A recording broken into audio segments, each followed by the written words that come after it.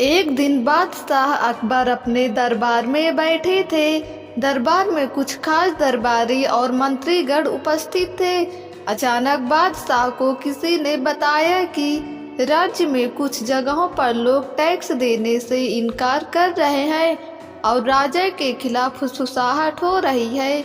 यह सुनते ही अकबर का चेहरा गंभीर हो गया। उन्होंने तुरंत बीरबल को बुलाया।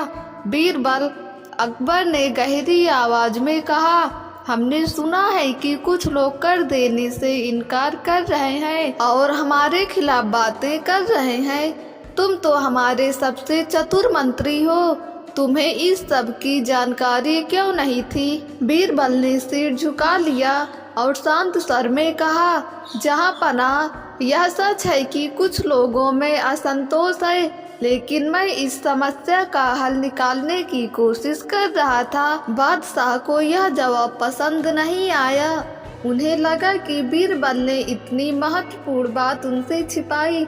उनका चेहरा गुस्से से लाल हो गया। बीरबल, तुमने हमें पहले क्यों नहीं बताया? तुम हमारी सेवा में रहकर भी हमारी समस्याओं को हल करने के बजाय खुद ही फैसले लेने लगे हो। बीरबल ने विनम्रता से कहा, हुजूर, मैंने सोचा था कि पहले मैं सही हल निकाल लूं, फिर आपको बताऊं। लेकिन अकबर का गुस्सा अब चरम पर था। बीरबल, हमें तुम्हारी यह चालाकी पसंद नहीं आई। अगर तुम्हें अपने तरीके से राजकाज चलाना है तो हमारे दरबार में रहने की जरूरत नहीं। बीरबल चौंक गए।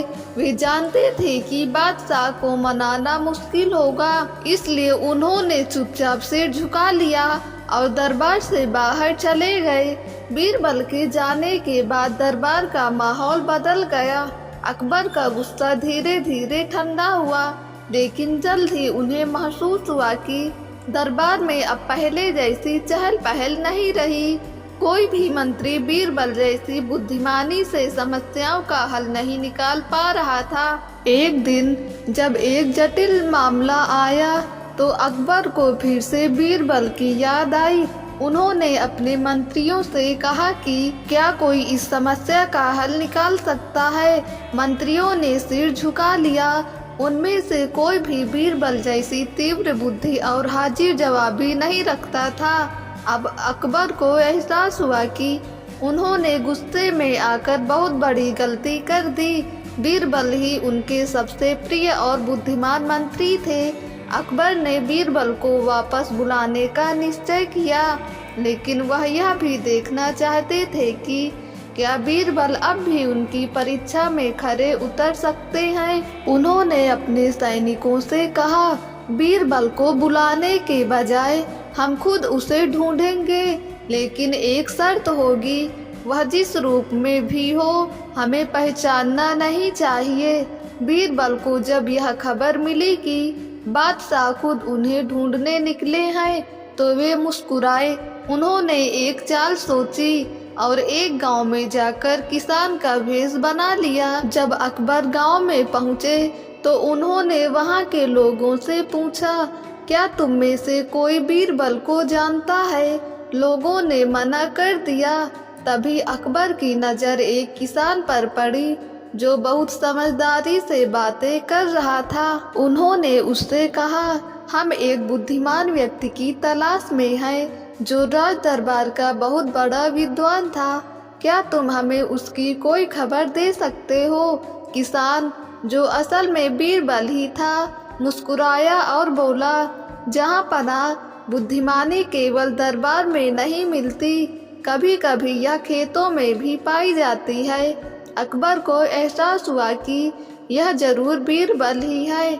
वे हंस पड़े और बोले, बीरबल, हमें पता था कि तुम्हारी बुद्धिमानी छिप नहीं सकती। अब वापस दरबार चलो।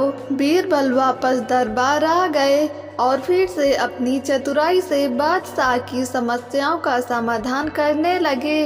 अकबर ने भी सीखा कि गुस्से में लिए गए फैसले हमेशा सही नहीं होते और कभी कभी हमें अपने प्रियजनों को समझने का मौका देना चाहिए।